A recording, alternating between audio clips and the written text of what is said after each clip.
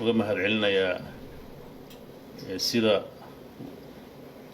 wanaagsan ee muddadii ay joogeen shaqooyinkii halka ka socday ay uga qayb qaateen.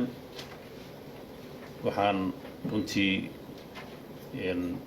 muhiim ah marxaladahan oo kale markay jiraan in la tashiga iyo wada tashiga uu bato.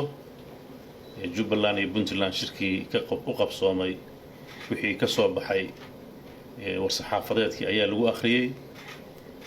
gundhigiisuna wuxuu ahaa sidii iskaashigii hore u socday loo adkayn lahaa, sidoo kaleetana marxaladan hadda dalku ku jiro aragti midaysan aan uga yeelan lahayn arrimaha ku aadan geedi socodka dib u dhiska dalka Soomaaliya.